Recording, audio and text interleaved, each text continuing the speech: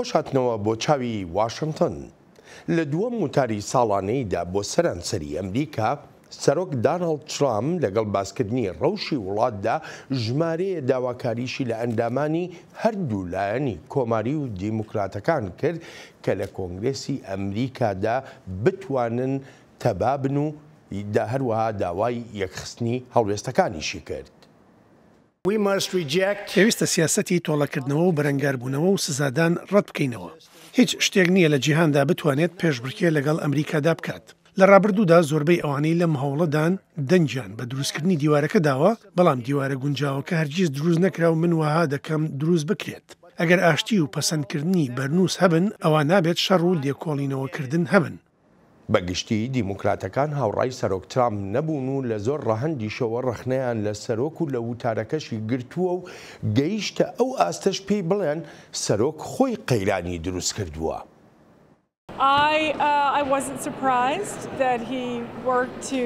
سرم نەسوورمالەوەی سەرۆک بەردەوام بوو لە چاندێنی ترس لە ناوگەلی ئەمریکادا سەبارەت بە قەیران لەسەر دۆسیەی سنوور.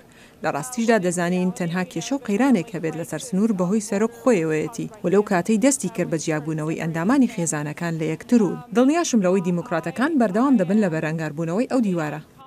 بەڵام بۆ زۆرێک لە کۆماریەکان ئەم وتارە ساڵانەیەی سەرۆک جێی ستایش بوو، بە تایبەتیش وەک دەڵێن سەرۆک ترامپ پێشنیازی زۆر باشی کردووە بۆ نزیکبوونەوە لە دیموکراتەکان و دوورکەوتنەوە لە ململانەی لایەن و لایەنکاری. پێم وایە سەرۆک ترامپ هەرچی لە توانایدا بووە کردوێتی بۆ چوونە پێش لەگەڵ ڕێبەرایەتی دیموکراتەکاندا لە پێم وایە سەرۆک ترامپ هەرچیەکی لە توانایدا بووە کردوێتی بۆ چوونە پێش لەگەڵ ڕێبەرایەتی دیموکراتەکاندا لە ئەنجومەنی نوێنەران. هیوادارم دیموکراتەکانیش هەنگاو بە ئاراستەی ئێمەدا بنێن. ئەبراهام لینکۆلن وتوێتی ئەنجومەنێک دابەشبوونی دژ بەخۆی هەبێت ئەوە شکست دێنێت. دیموکراتەکان هەرتەنها ڕەخنەیان لە سیاسەتەکانی سەرۆک ترامپ نییە، بەڵکو باسیش لە کەم و کوڕی وتاری ساڵانەی سەرۆک دەکەن و دەڵێن بە مەبەست بوو بێیان بە بێمەبەست، بەڵام سەرۆک خۆی دوورگرت لە باسکردنی زۆر دۆسەی پەیوەندیان بە ژیانی خەڵکەوە هەیە لە ئەمریکادا. ئەو کێشەی بەردەوام ساڵ لە دوای ساڵ بۆ تەمایی مەینەتی و نەهامەتی وڵاتەکەمان کێشەی توندوتیژەکانی چەکە. هەر بۆیە فرێد و مانوێڵ لێرن چکە ساڵێکە منداڵەکانیان کوژراون لە فلۆریدا. ئەمە بێلەوەی ساڵانە 40,000 کەس بەهۆی توندوتیژەکانی چەکە و دەکوژن لە ئەمریکادا. سەرۆکی ئەمریکا تەنانەت خۆی نەدا لە قەرەی ئەو باسە یان دان بەو ڕاستێدا بنێت کە هەیە. ئەمەش هەڵەیەکی تراژیدیە کە سەرۆک کردی لە وتارەکەیدا. ساڵانە سەرۆکی ئەمریکا وتاری خۆی لە بەردەم ئەندامانی هەردوو خانەی کۆنگرێسی ئەمریکادا پێشکەش دەکا سەبارەت بە ڕەوشی وڵات. ئەم وتارەش بە State of the Union ناسراوە. چاوی واشنگتن بۆ سەرنجخستنە سەر وتاری ساڵانەی سەرۆکی ئەمریکا میوانداری دکتۆر ئەدوارد ڕۆتس دەکا.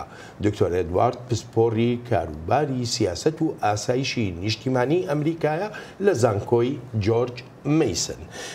دکتۆر ئەدوارد سەرەتا زۆر سپاست دەکەم بۆ بەشداری لە بەرنامەی چاوی واشنگتندا و یەکەم پرسیاریشم ئەوەیە یاری زیاتر حەز دەکەم بزانم خۆت وەکو هاوڵاتیەکی ئەمریکی و وەکو پسپۆڕێکی سیاسیش چ جۆرە خوێندنەوەیەکت بۆ وتارەکەی ئەم ساڵی سەرۆک ترامپ هەبوو، چ جیاوازیەکە بینی بۆ نمونە لە نێوان وتاری ئەم ساڵ و ساڵی پاریدا؟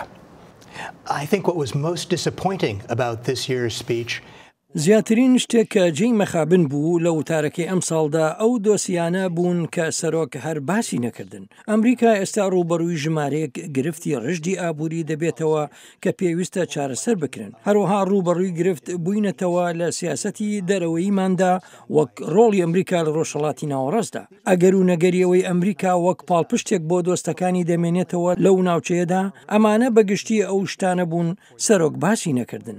تەنها سەنگی خستە سەر ئەو شتانەی بچووکن لای ئەمریکایەکان وەک ئەوەی ئایا لەسەر سنووری مەکسیک دیوارمان هەبێت یان نەبێت، یان ئەو دۆسیەی لای سەرۆک ترامپ خۆی گرنگە دۆسەی لێکۆڵینەوەکان. بۆ من ئەم وتارەی ئەم ساڵی زیاتر جێی مەخابن بوو وەک لەوەی ساڵی پاری لەو ڕوانگەیەوەی خواستی نەبوو هیچ باسێکی دۆسیە هەرە گرنگەکان بکات. بەڵام بۆ نمونە ئاماژە بە مەسەلەی دیوارەکە ئەکەی دیوارەکە ئێستا بووە بە کێشەیەکی زۆر گەورە لە ناو واشنگتندا، ینی بۆ خۆ خۆ دەزانی حکوومەتی لەسەر داخرا بۆ ماوەی زیاتر لە 30 ڕۆژ و ئەگەری ئەوەژێ جاریچ کەژار لەسەر ئەو دیوارە حکوومەت دابخرێتەوە. And the president has made the wall an important issue. بەڵێ سەرۆک ئەم دیوارەی کردووە بە شتێکی گرنگ وەک دۆسیەکی گرنگ باسی دەکات بەڵام دیموکراتەکان و هەندێک لە کۆماریەکانیش لە کۆنگرسدا دەڵێن نەخێر هیچ شتێکی گرنگ نییە ئەمەش وەک بەرەنگاربوونەوەیەک بەرامبەر سەرۆک بەکاری دەهێنن بەڵام تەنانەت ئەمە شتێک نییە دیموکراتەکان و ژمارێک لە کۆماریەکان بۆ بەرەنگاربوونەوەی سەرۆک بەکاری بێنن لە کاتێکدا بەشی هەرە زۆری ئەمریکایەکان لەسەر ئەم دیوارە ناکۆکن لەگەڵ سەرۆکدا ئەمە بۆتە دۆسیی هێز و دەسەڵاتی زیاتر وەک لەوەی دروستکردنی دیوارێک بێت. Whether or not the wall is going to be built.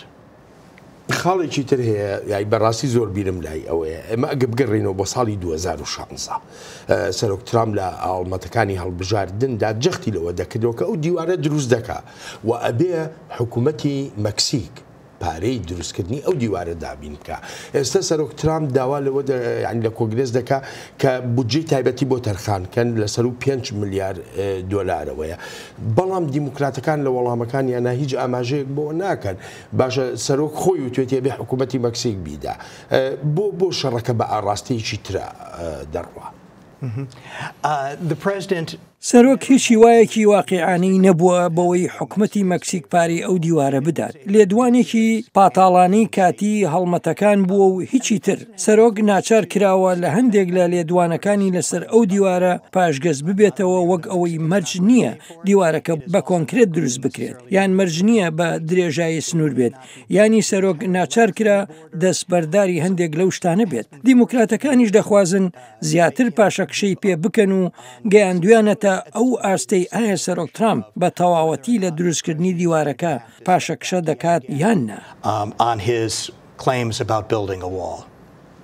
دۆسەی چەک لە وڵاتی یەکگرتووەکانی ئەمریکا یەکێکە لە دۆسە گرنگەکان کە بەردەوام لە کۆنگرێسیشدا باز دەکرێت سەرۆک وەکو جۆشمان لێبوردانی دیموکراتەکان ئاماژە بۆ دەکەن سەرۆک هەر بە تەواوەتی خۆی لادا لە دۆسەی چەک بەڕای تۆ دۆسەی چەک لای سەرۆک ترامپ گرنگ نییە.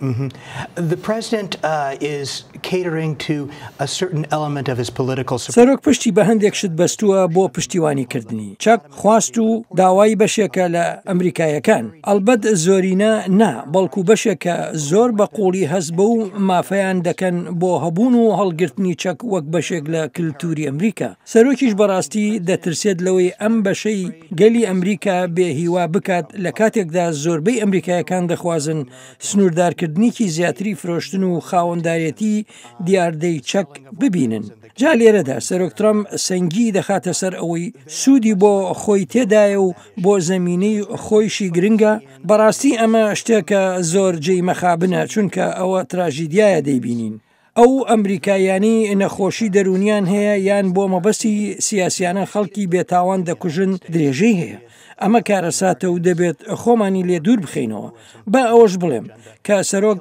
ڕاستە لەوەی کەمکردنەوەی کڕین و فرۆشتنی چەک لە ناو ئەمریکادا کۆتایی بەم کێشەیە ناهێنێت بەڵام بە دڵنیاییەوە پێویستە ئەم کێشەیە ببێتە بەشێک لە گرتنەبەری ڕێو شوێنی نوێ بۆ چارەسەرکردنی ئەم کێشە ڕاستەقینەی ناو کۆمەڵگەی ئەمریکایی that would begin to address this real problem in American society. بەردەوام دیموکراتەکان دژی بەکارهێنانی چەک و دژی کڕین و فرۆشتنی هەروە بە سادەیی و ئاسانی هی چەکن ئێستا کە دیموکراتەکان زۆرینەن لە ئەنجومەنی نوێنەراندا ئەتوانن شتێ بکەن. There's very little that the Democrats actually can do right now. لە ڕاستیدا دیموکراتەکان لە ئێستادا ناتوانن شتێکی ئەوتۆ بکەن چونکە لە ئەمریکا بۆ پەسەندکردنی بەرنووسێک هەرتەنها لە ڕێی زۆرترایەتی ناو ئەنجومەنی نوێنەرانەوە ناکرێت بەڵکو زۆرترایەتی سناتی شت پێویستە و ئێستاش کۆمارەکان زۆرینەن لە ناو سناتدا و دەتوانن ڕێگە لە ئاوەها بەرنووسێک بگرن بێ لەوەش کاتێک دەویسترێت بەرنووسێک ببێتە یاسا پێویستە سەرۆکی ئەمریکاش ئەو بەرنووسە مۆر بکات هەر بۆیە هیوایەکی زۆر کەم هەیە بۆ گۆڕانکاری لە دۆسیەکانی هەبوونی چەکدا لە ڕاستیشدا زۆرێک لەو بیرۆکانی لەسەر ئەم دۆسیە هەیە پێویستی بە گۆڕینی دەستوری وڵاتەکەمان هەیە یان پێویستی بە دادگای باڵا هەیە تا بە شێوەیەکی جیاواز ڕاوەی دەستور بکات جا بەڕاستی پێم وایە ئەوەی لەسەر دۆسی چەک دەیبستین زیاتر پەیوەندی بە هەڵوێستی سیاسیەوە هەیە و لەم کاتەشدا هەرچ گۆڕانکاریەکە بێت دەکەوێتە پەراوێزەوە. من دەگەڕێمەوە بۆلات. بە پێی ڕای زۆرێک لە چاودێر دابەشبوونی سیاسیەکان لە واشنگتن و بە تایبەتیش لە ناو کۆنگرێسدا گرفتێکی گەورە دەبێ بۆ سەرۆک هەر بۆیە وەک دەڵێن ترامپ لە وتارەکەیدا جەختێکی زۆری لە هاوهەڵوێستی دیموکراتەکان و کۆماریەکان کردوێتەوە. Together we can break decades of political stalemate. پێکەوە دەتوانین دەیان ساڵی بنبەستی سیاسیمان بشکێنین دەتوانین جیاوازیە کۆنەکانمان پێکەوە ببەستینەوە برینەکانمان ساڕش بکەین هاوپەیمانەتی نوێ پێک بێنین چارەسەری نوێ دابڕێژین پەیمانە گرنگەکانی خۆمان بدەین بۆ ئایندەی ئەمریکا. بەڵام یەکێک لەو بابەتانەی کە دیموکراتەکانی نیگەران کرد شێوازی قسەکردنی سەرۆک ترامپ بوو لەسەر دۆسەی کۆچبەری. ناتوانانی قسە لەسەر دروستکردنی دیوار بکەیت و باس لە ڕیفۆرمکردنی سیستەمی کۆچبەری نەکەیت لەم پرۆسەیەماندا ناتوانیت بڵێ پێویستە مرۆڤانە بێت بەڵام بەو شێوەیە سەودا لەگەڵ منداڵاندا بکەیت لەسەر سنوور. دۆسەیەکی تریش لێکۆڵینەوەکانن کە ئێستا دەکرێن لەسەر سەرۆک ترامپ و ئەنجومەنی نوێنەران کە دیموکراتەکان زۆرینەن تایدا جەخت دەکەنەوە لەوەی هیچ کەسێک لەم وڵاتەدا لەسەر و یاساوە نییە. ئەوە بەرپرسیارەتی و ئەرکی ئێمەیە وەک ئەندامانی کۆنگرس بۆ دڵنیابوون لەوەی کە هەموو کەسێک بەپێی یاسا دەڕوات بەڕێوە و هیچ کەسێکیش دەستوری وڵاتەکەمان پێشێر نەکات بەڵێ ئەمە ئیشی ئێمەیە و هەر بۆیەشە کۆمیتەیەکی چاودێریمان هەیە بۆ ڕوونی و ئاشکرایی و دڵنیابوون لەوەی لێکۆڵینەوە دەکرێت و هەر کەسێک بێت بەرپرس دەکرێت بە سەرۆکی ئەمریکاشەوە. شیکەرەوە لەو بڕوایەدان وتارەکەی سەرۆک ترامپ کاریگەریەکی ئەوتۆی نابێت لەسەر لێک نزیک بوونەوەی دیموکراتەکان و کۆماریەکان. سەرۆکی شتێکی وای نەگوت کە دموکراتەکان دەخوازن ببیستن هیچ دەست پێشخەرێکیشی نەکرد هیچ پێشنیازێکیشی بۆ لە بەردانواندن نەکرد پێم وانە هیچ کەسێکیشی بە ئاراستەی چارەسەردا جوڵاند بێت. بە تایبەتیش لەسەر کێشەی دروستکردنی دیوارە سنووریەکە وەک چاودێر دەڵێن سەرۆک ترامپ نەیتوانی جموجۆڵێ دروست بکە تەنانەت لە ناو لایەنگرانی خۆیشیدا. زمانی سەرۆک لەسەر دیوارەکە وەک وتارەکانی بوو لە هەڵمەتەکانی هەڵبژاردندا جا بە گومانم لە کۆتاییدا ئەم وتارە زیاتر ماوەی دڵخۆشی لە ئەنگیرانی بێت وەک لەوەی خەڵکی زیاتری بۆ ڕا بکێشێت. بەشی زۆری لۆمەکردنەکان لەسەر داخستنی بەشێکی حکوومەتی فێدراڵی زیاتر لە ئەستۆی سەرۆک ترامپ نرا وەک لە دیموکراتەکانی کۆنگرێس هەر بۆ هۆیشەوە لە ڕاوەرگرتنە گشتیەکاندا سەرۆک ڕەوشێکی باشی نەبوو.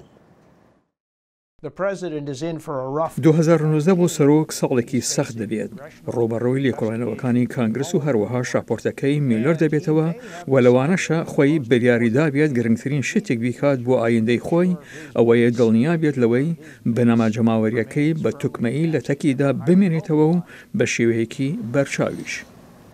دکتۆر ئێدوارد بەڕای تۆ ئەگەر سەرۆک ترامپ نەیتوانی لەگەڵ دیموکراتەکانە زەمینەی هاوبەشێکی گەورە پێک بێنێ و بتوانن بۆ ئەم 2 ساڵەی ئایندە کاری پێکەوەی بکەن بەڕای تۆ واشنگتن چی لێ بەسەردی ئایا واشنگتن دەتوانێت یا با بڵین بەرگەی ئەو هەموو ناکۆچی سیاسی نێوان کۆنگرێز وەکو ئەنجومەنی نوێنەران و کۆشکی سپی دەگرێ؟ The American political system is designed to produce exactly this kind of disagreement. سیستمی سیاسی ئەمریکا وەهادا ڕژراوە تا ئەم جۆرە ناکۆکیانە بەرهەم بهێنێت. جا ئەمریکایەکان زۆربەی هەرە زۆری کات لەگەڵ ئەم جۆرە ناکۆکیانەدا ژیاوە لە ناووڵاتدا کۆنگرێس بە ئاراستەیەکدا بووە و کۆشکی سپی بە ئاراستەیەکی تردا یان دیموکراتەکان هەوڵێکیان هەبووە و کۆماریەکانیش جۆرە هەوڵێکی تر ئەمە جێی مەخابنە. جا هەرچۆنێک بێت پێویستە بیڵێم سەرۆک ڕاستە لەوەی کێشەی سەرەکیمان هەن لە دۆسیەکانی کۆچبەری و بەنگ و مخەدەرات جا لە ڕاستیدا ژەختکردنەوە لە دروستکردنی دیوار و لێدوانە بە مەبەستەکانیش بۆ دژایەتیکردنی دیموکراتەکانی کۆنگرس ڕێک وەک ئەوەیە سەرۆک خۆی دەرگای ئەو هاوکاریکردنی داخست بێت کە هەر خۆی داوای دەکات لەوەش گرنگتر سەرۆک لە وتارەکەیدا خۆی لە قەرەی ئەو بابەتانە نەدا کە دەشێت گرنگ من بۆ کاری پێکەوەی و هاوبەشی ئەنجومەنی نوێنەران و کۆشکی سپی لەوانە باشکردنی ژێرخانی دارایی ئەمریکا کە دەشێت ڕێکەوتنی زۆر پڕ بەهای لەسەر بکرێت لە نێوان کۆنگرس و کۆشکی سپیدا بەڵام سەرۆک تەنها بە یەک دێر لە وتارەکەیدا باسی کرد هیچ پێشنیازێکی نەکرد لەم بوارەدا جا ئەوەی مای نیگەرانیە لە ئێستادا ئەوەیە کە دەرفەت بۆ بواری پێکەوەی سەرۆک و کۆنگرس هەیە بەڵام بەوەی جەختکردنەوە و قسەکردن هەر لەسەر ئەو شتانە بن کە بەڕای سەرۆک گرنگن یان هەڵبژاردننی دۆسیەی وەک دیوارەکە ینی سەرۆک هەنگاونانی بەرەو پێش ڕدەگرێت جا بەڕاستی هاوڕام و ساڵی 2019 ساڵێکی باش ناوێت بۆ سەرۆک ترامپ و چاوەڕوانی هیچ گۆڕانێکی گەورەی سیاست ناکرێت بەڵکو سەروەختێک دەبێت بۆ بنبەست و سڕبوونی سیاسی لە ئەمریکادا. کە ئەڵی ساڵی 2019 ساڵێکی خراپ بێ بۆ سەرۆک ترامپ لە کام ڕوانگەیانەوە زیاتر مەسلەی بابلین کۆچبەریەکەیە یاخود دیوارەکەیە یا سیاسەتەکانی ترە یاخود مەسلەی ئەو لێکۆڵینەوانن کە لەسەر سەرۆک ترامپان.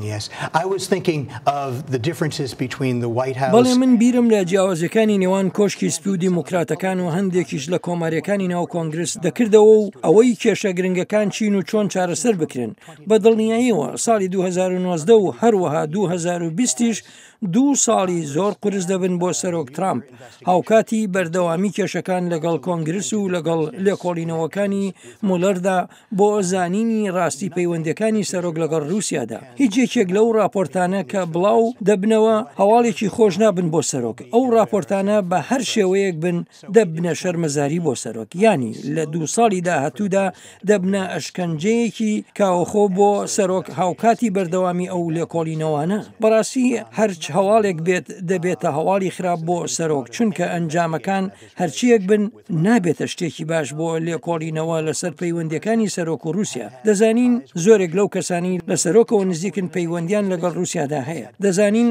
ڕێکخراوی ترامپ کارداریەکانی پەیوەندێکی زۆر بە بەرژەوەندیە ئابوووریەکانی رووسیاوە هەیە دەزانین کە سەرۆک تۆمارەکانی باشدانی خۆی شاردۆتەوە چونکە لەوانەیە ڕوبەڕووی شەرمەزاری ببێتەوە جا هەرچەندێک ئەم لێکۆڵینەوەیە درێژە بکێشێت هێندەی تر سەرنج دەکەوێتە سەر سەرۆک و کێشەدارایەکانی و لەوەش ترسناکتر سەرنجەکان دەکەونە سەر هەر پەیوەندێکی تایبەتی سەرۆک خۆیەوە لەگەڵ کەسایەتیە رووسایەکاندا ئەگەر ئەمڕۆ ئەو لێکۆڵینەوانە نەمێنن ئەوە دەبێتە دەرفەت بۆ سەرۆک تا هێز و کاریگەری تری هەبێت لەسەر دۆسیەکانی تر بەڵام ئەم لێکۆڵینەوانە بەردەوام دەبن و ئەنجامەکانیش هەرچیەک بن ئەوە هەر نەرێنی دەبن بۆ سەرۆک پرسیارێکی گریمانەیی یعنی ئەمە هەروەکو گریمانەیەک بزانم ڕای تۆچی ینی ئەوانەی کە هەموو باسی کردن پێم دەڵێن ینی شیانێکی زۆری نییە لە 2020 ئەگەر سەرۆک ترامپ جارێکی کە خۆی کاردید بکاتەوە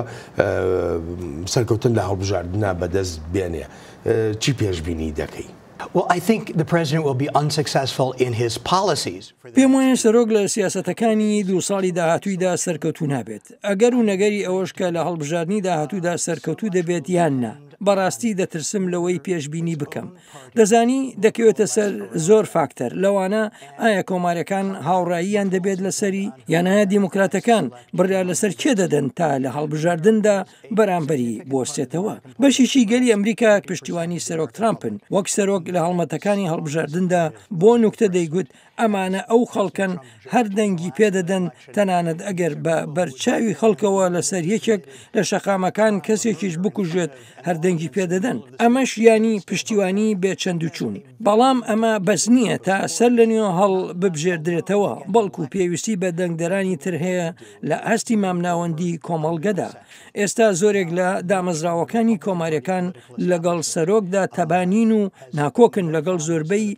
یان هەر هەموو سیاسەتەکانیدا هەر بۆیە دەکرێت بڵین سەرۆک ڕوبەڕووی بەرەنگاربوونەوەی زۆر دەبێتەوە ئەگەر هات و جارێکی تر کاندید کرایەوە ئەمە بێ لەوەی ئەگەر ئەنجامەکانی لێکۆڵینەوەکانیش بوونە بەڵگا بەسەر سەرۆکەوە ئەوە بە دوور نازانرێت کۆماریەکان کاندیدکردنی ترامپ ڕەت بکەنەوە و کاندیدێکی تر هەڵبژێرن. جا لەو کاتەدا لەوانەیە لایەنگرانی سەرۆک ریزەکانی کۆماریەکان جێبهێڵن و لێرەدا هەموو ئەگەرێک کراوەیە لە بیرمان نەچێت. دیموکراتەکان دەتوانن کاندیدێکیان هەبێت لە ئاستی مامناوەندی کۆمەڵگا یان کاندیدێک تا بڵێ ڕادیکال. خۆ ئەگەر ئەمەی دوو هەمیان هەڵبژارد ئەوە لەوانەیە سەرۆک ترامپ وەک میان ڕەوێک دەربکەوێت بۆ زۆرێک لە ئەمریکایەکان.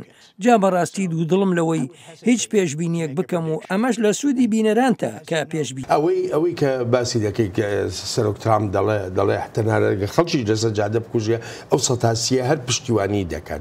ئەو پشتیوانیە بۆ خودی سەرۆک ترامپە یا بۆ هەر کاندیدێکی تری کۆماریەکانە زۆر بە خێرایی وەڵامی ئەمە بدەیتەوە. نا ئەمانە ئەو خەڵکانن کە زۆر تووڕەن لە چۆنەتی گۆڕانی ئەمریکا، تووڕەن لەوەی ڕەوشی ئابووریان باش نییە، هۆکارێکی تریژەوەیە کە شێوازی باری باوی بەهای ئاینی و کۆمەڵایەتیان هەروە دێ و کەم دەکات. ئەمانە ئەو خەڵکن کە هەست دەکەن بە جێهێڵراون یان جێماون بەهۆی بە نێونەتەوەییکردنی ئابووری ئەمریکاوە. ئەوانە ئەو خەڵکە تووڕێن کە نازانێت بۆچی سەرۆک ترامپیان کردووە بە دەنگی خۆیان. لەوانەیە وەک کەسێک لی بڕوانن کە کار بۆ ڕوانینەکانیان دەکات. هەرچەندە پێم وایە قورسە بگوترێت کە کار بۆ ئەو جۆرە ڕوانینانە بکات لەگەڵ ئەوەشدا کە پشتیوانیەکانی ئەو خەڵکەی بەلاوە پەسەندە. بۆیەشە زەحمەتە ئەو خەڵکە باسییان دەکەین دەنگ بە کاندیدێکی تر بدەن چونکە دەخوازن ئەمریکا بگەڕێتەوە بۆ 50 ساڵ لەمەوبەر. ئەلبەت ئەمەش شتێک نییە ڕوو بدات و ئەمریکا لە هەردوو ڕەهەندی ئابووری و کۆمەڵایەتیەوە بگەڕێتەوە بۆ 50 ساڵ لەمەوبەر. پێویستە سیستمی سیاسی ئەمریکا لەو نەبوونی خۆشحاڵی ئەوانیش تێبگات لە کاتێکداوەها هەز دەکەن فەرامۆشکراون و ئێمەش ناتوانین هیچیان بۆ بکەین. پێویستە تێگەیشتن هەبێت بۆ خواستەکانیان.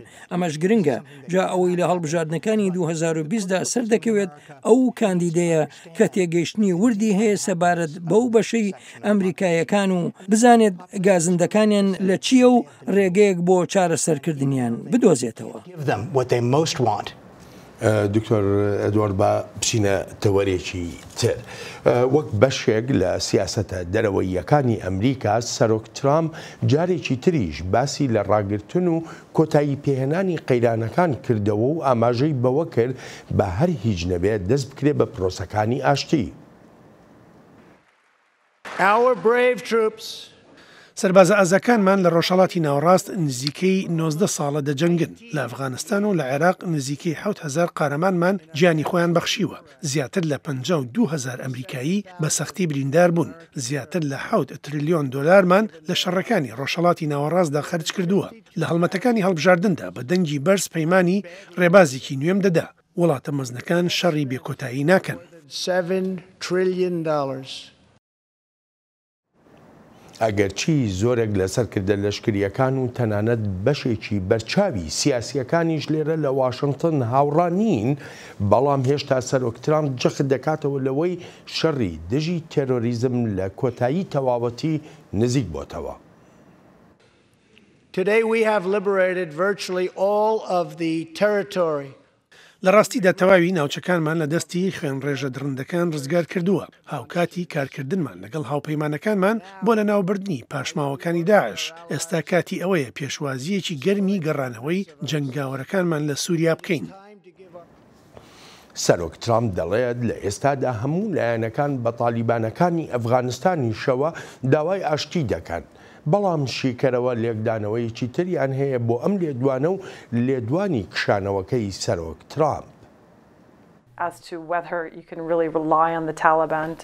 سەبارەت بە ئەگەر و نەگەری پشت بەستن بە تالیبان بۆ هەر چارەسەرێکی ئاشتیانە ئەگەر ڕێکەوتن کرا بەبێ هیچ گومانێک نیگەرانیەکی زۆر لای ژنانی ئەفغانستان دروست دەبێت. جا ئەوە ینی چی؟ بە هەمان شێوەش کە سەرۆک ترامپ لە سووریا دەکشێتەوە نیگەرانیەکی زۆر دروست بووە سەبارەت بە کاریگەریەکانی لەسەر سەقامگیری لە سووریا و گەشەکردنی مەترسیەکانی داعش. نەکرد بەرامبەر کشانەوەی ئەمریکا لە سووریا، بەڵکو وەک ئاماژەی پێدەکرێت لەوانەیە بەرامبەر هەر ڕێکەوتنێک ئەمریکا پشت بکاتە هاوپەیمانە دێرین و نوێیەکانیشی. من وهای بۆ دەچم زۆر کەس لە کۆریای باشووریش نیگەرانیان هەیە چووکە لەوانەیە دۆناڵد ترامپ بەردەوام بێت لە کشانەوە و باز لەوە بکات هێزەکانی ئەمریکا لە نیمچە دوورگەی کۆریا بکشێنێتەوە لە بەرامبەر هەر ڕێکەوتنێکی ناوەکیدا. دکتۆر ئەدوارد لەسەر سیاسەتی دەرەوەی یعنی پێشتری ژاگادار بووی کە سەرۆک ترامپ داوای ئەوەی کرد هێزەکانی ئەمریکا لە سووریا بکشێنەوە و ئێستاش قسە و باسێکی زۆر هەیە لەسەر جۆرە لە ڕێکەوتنی ئاشتیانە ئەمریکا تالیبانەکانی ئەفغانستان ئەمە چ جۆرە سیاسەتێکە و بەچی ناودێری دەکەی؟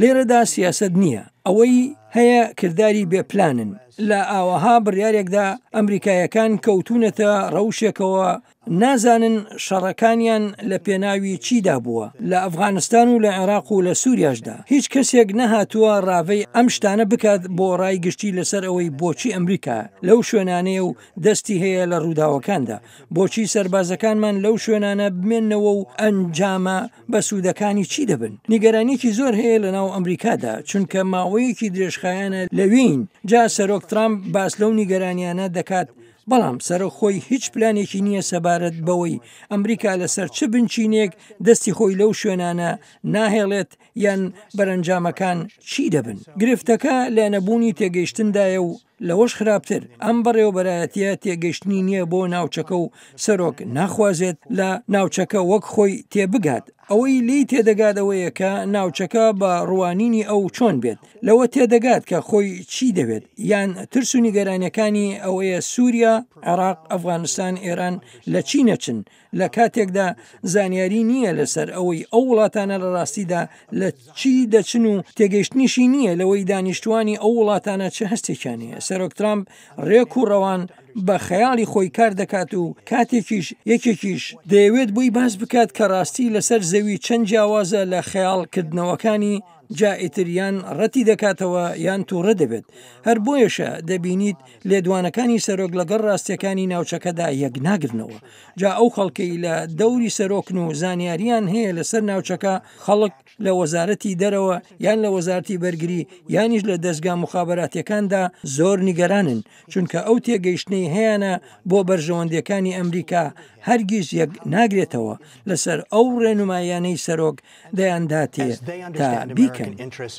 It does not correlate very closely with what the president is trying to instruct them to do.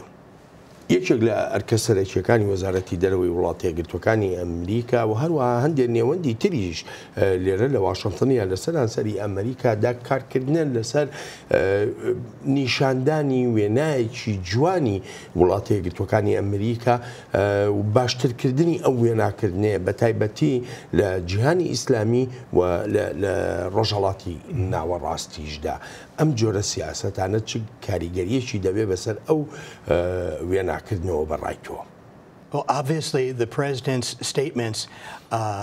بەڕاستی لێدوانەکانی سەرۆک کاریگەریەکی نەرێنیان هەن بەسەر وێناکردنی ئەمریکاوە بەداخەوە بۆ ئەو هاوڕێ نزیکانم کە لە وەزارەتی دەرەوەیان لە دەستگاکانی تری وەک وەزارەتی بەرگریان لە لەشکردان لە دەرەوە چونکە ئەوان بەردەوام لە هەوڵدان کاتێک لەگەڵ خەڵکی ئاساییان کاربەدەستانی حکوومەتەکاندا کۆ دەبنەوە و دەڵێن لە ڕاستیدا سەرۆک مەبەستی لەوە نەبووە کەوتوێتی یان ئەوەی دەیڵێت ڕنگدانەوەی هەستی ئەمریکایەکان نییە یانیش ئەوە بێت کە حکوومەتی ئەمریکا دەیکات ئەگەر من دۆستی ئەمریکا بم لە سووریا لە عێراق لە ئێران لە ئەفغانستان دووچاری نیگەرانێکی خوڵ دەبم بەهۆی قسەکانی سەرۆکەوە چونکە ئەوەی دەیڵێت ڕنگدانەوەی ئەو ڕاستیە سیاسیانە نییە کە لە وڵاتەکانیانە هەن هیچی لەسەر بنچینەی کێشە سیاسیەکانی ئەو وڵاتانە نییە دەشتوانم بڵێم زۆر جار لێدوانەکانی سەرۆک وەک بەنزینکردن بە ئاگردایە لە وڵاتانی دەرەوەدا و وەک ئەوەی سەرۆک بڵێت ئەم کێشانە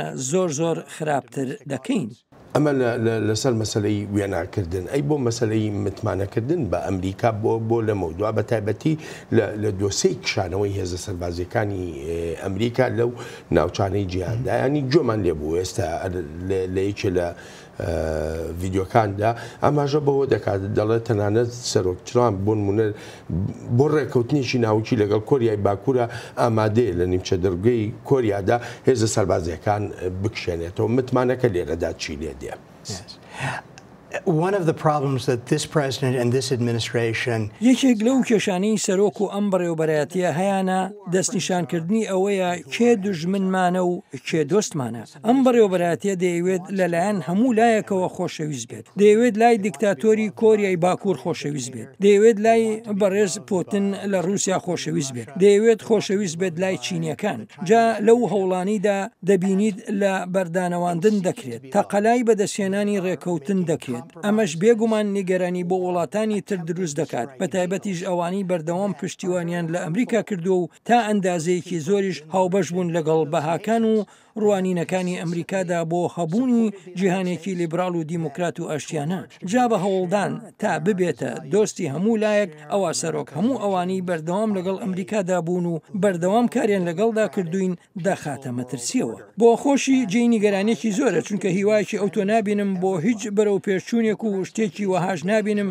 کە کۆریای باکوور دەستبەرداری چەکە ناوچەکانی بێت. شیانێکی زۆر کەم دەبینم بۆ بەرەو پێشچوون لە نیمچە دوورگەی کۆریادا بە هەمان شێوە شیانێکی زۆر کەم هەن رووسیا بتوانێت ڕەفتاری میانڕەوانەی هەبێت. رووسیا بەردەوام دەبێت لەسەر فشارخستنە سەر دۆستەکانی ئەمریکا لە ئەوروپادا فشارخستنە سەر ئۆکرانیا. ئەو ڕۆڵە نایارمەتی دەرەی لە سووریا و لە شوێنەکانی تری ڕۆژهەڵاتی ناوەڕاستدا دەیگێڕێت. جا هەر هەوڵێک لەسەر ئەو بنچینانە لەگەڵ رووسیادا بدرێت وەک سیاسەتێکی مایە پوچ دەیبینم. ئەگەر ئەمەش بەمانای بە قوربانیکردنی ئەو دۆستانەمان بێت کە لە شەڕدا لەگەڵماندا بوون وەک هاوپەیمانەکانمان هاوپەیمانە کوردەکانمان لە سووریا کە شەڕ بۆ ئازادیەکان دەکەن کورد لە عێراق کە هەوڵێکی زۆریدا تا حکومەتێکی سەقامگیری هەبێت ئەوە من وەک پێشێلکاری دەیبینم. If it means abandoning those people, I find that troubling and offensive. هەر لەسەرمانە دەگەڕێمەوە بۆلات. هەر لە وتارەیدا جارێکی تریش سەرۆک ترامپ کۆماری ئیسلامی ئێرانی بە وڵاتی سەرەکی ناودێرکرد بۆ پشتیوانی لە تێرۆریزم و هەروەهاش داکۆچی لە بڕیارەکەی پێشووی خۆی کرد بۆ کشانەوە لە ڕێکەوتنە ناوچەکەی ساڵی 2015 لەگەڵ ئێراندا مۆرکرا بوو. My administration has acted decisively. بەڕێوەبەرایەتەکەم بە شێوەیەکی یەکلاکەرەوە کاری خۆی کردووە بۆ بەرەنگاربوونەوەی پێشەنگی وڵاتانی جیهان بۆ پشتیوانیکردنی تیرۆریزم. ڕژێمە ڕادیکاڵێکی ئێران ڕژێمێکی ڕادیکاڵە و شتی خراپیش دەکات بۆ دڵنیابوون لەوەی ئەو ڕژێمە دیکتاتۆرە گەندەڵی ئێران هەرگیز دەستی بە چەکی ناوەکیدا ڕانگات من لە ئەمریکام لەم ڕێکەوتنە کارە ساتاویە ناوەکیە کشاندەوە. پاییزی ڕابردووش قورسترین سزامان سەپان لەسەر ئێران و ئەمریکا هەرگیز سزای هێندە قورسی نەسەپاندوتە سەر هیچ وڵاتێک. سەرۆک ترامپ لە وتارەکەیدا لە کۆنفرانسی وەزیرانی دەرەوەی وڵاتانی ئەندامی هاوپەیمانێتی دژە داعش جەختی کردەوە لەوەی بەم زوانە کۆتایی هاتنی تەواوەتی دەوڵەتە خەلافەتیەکەی ئەبوبەکر البەغدادی ڕادەگەیەندرێت. The United States military, our coalition partners, لەشکری ئەمریکا هاوپەیمانەکانمان و هەروەهاش هێزەکانی سووریای دیموکرات توانیویانە زۆربەی هەرە زۆری ناوچەکانی داعش داگیری کردبوون لە سووریا و عێراقدا ڕزگار بکەین. پێویستە بەم زوانە ڕابگەیەندرێت کە لە سەدی دەوڵەتی خلافەتەکە لەژێر دەستماندایە. 100% of the caliphate. وەزیرانی دەرەوەی وڵاتانی ئەندام لە هاوپەیمانێتی دژە داعشدا لە واشنگتن کۆبوونەوە بۆ هێنانە ئارای نەخشە ڕێگایەک لە پاش بڕیارەکەی سەرۆک ترامپ بۆ کشانەوە لە سووریا. We must recommit ourselves to the goal of permanently defeating ISIS. دەبێ وابەستەی ئەنجامەکەمان بین بۆ لە ناوبردنی تەواوەتی دەبێ وابەستەی ئەنجامەکەمان بین بۆ لە ناوبردنی تەواوی داعش و سەرکەوتنیشمان جێگیر و بەردەوام بێت بەسەر داعشدا تا چیدی نەبێتە مای هەڕەشە و مەترسی بۆ سەر وڵاتەکانمان و یانیش وەک تۆڵێکی جیهانی جموجۆڵ بکات. نابێت چیدی شوێنێکی هەبێت بۆ خۆ داڵدەدان و جموجۆڵکردن. دەبێت ڕێگەی نەمێنێت بۆ بڵاوکردنەوەی پەیامەکانی و مێشک پڕکردنی نەوەی نوێ بە ئایدۆلۆژیا نەخۆشەکەیان.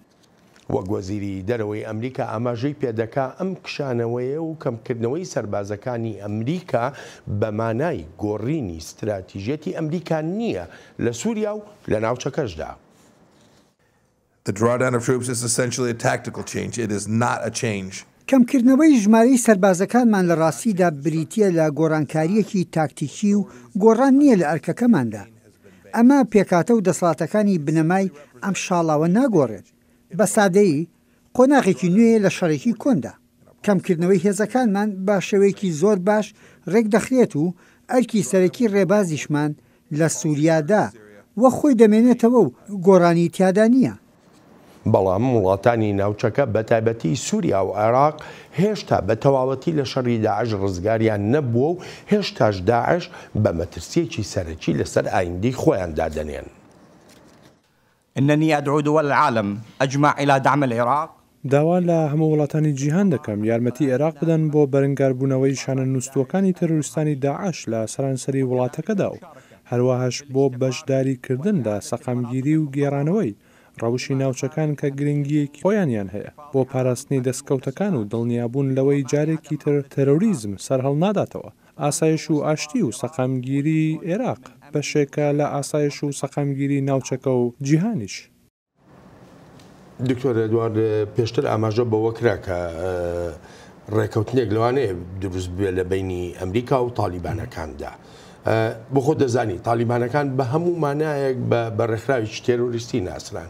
ئەگەر ڕێکەوتنێکی ئاوا بێ لەگەڵ ئەمریکادا ینی چیدی تالیبانەکان تێرۆریست نین؟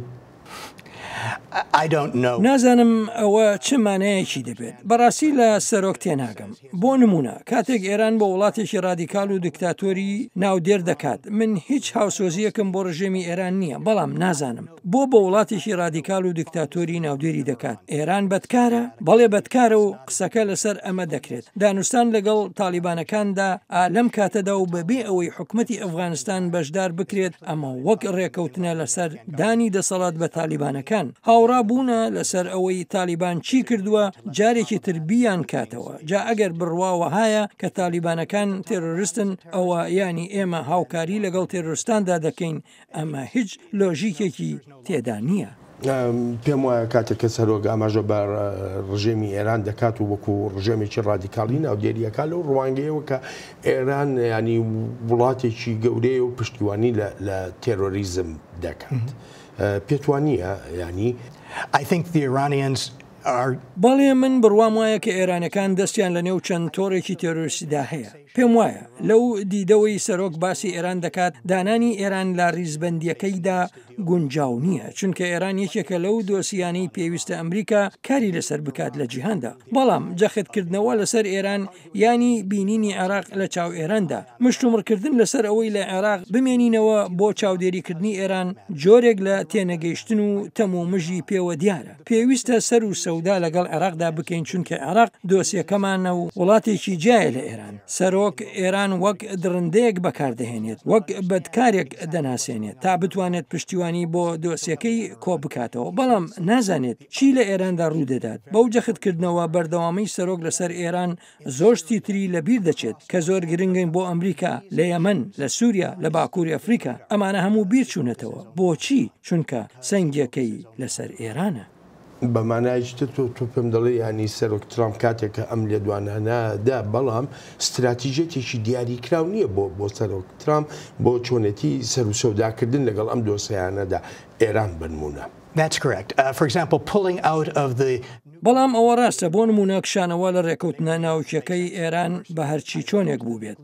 بەڵام بۆ من هەنگاوێکی باش نەبوو چونکە بەلامەوە ڕێکەوتنێکی باش بوو. کاتێکیش سەرۆک لەو ڕێکەوتنێک شایەوە هەر نەیدەزانی ئالتەرناتیڤەکەی چییە. هیچ پلانێکی بۆ نەبوو. بە هەمان شێوە هیچ شتێک دیار نییە تا بزانین پلان بۆ سووریا چییە یان پلانەکانی بۆ شوێنەکانی تریش چین. هەر تەنها ئەوەندە دەبیستین سەرۆک دەڵێت لە سووریا دەکشینەوە. بەڵام دواتر وەزیری دەرەوە دەڵێت نا کشانەوەکە بەو شێوەیە نییە و لەوانەیە هەندێک ئاڵوگۆڕی هێز بکەین. بەڵام ئەمە سیاست گۆڕین نییە لە کاتێکدا سەرۆک دەڵێت ئەمە گۆڕینی سیاستمانە. نەگونجان و جیاوازیەکەیە لەسەر ئەوەی بڕیادەرانی سیاسی بێجگە لە سەرۆک بە پێویستی دەزانن بکرێت لەگەڵ ئەو لێدوانانەی سەرۆکدا کە دەیاندا. هێزەکانی سووریای دیموکرات بە ئاشکرایی داوا دەکەن هێشتا پێویستی بە یارمەتی ئەمریکا هەیە. جۆمان لە وەزیری دەرەوەی عێراق بوو بە هەمان شێوە داوا نەکرد لە ئەمریکا لە هەموو وڵاتانی دنیاکە یارمەتی عێراق بدا. ئەمریکا دەتوانێت وەکو زلهێزێک لەم وابەستەیانەی کە لەسەرەتی بکشێتەوە یاخو دەستبەرداری ئەو وابەستەیانە بێ. ئایا دەتوانین؟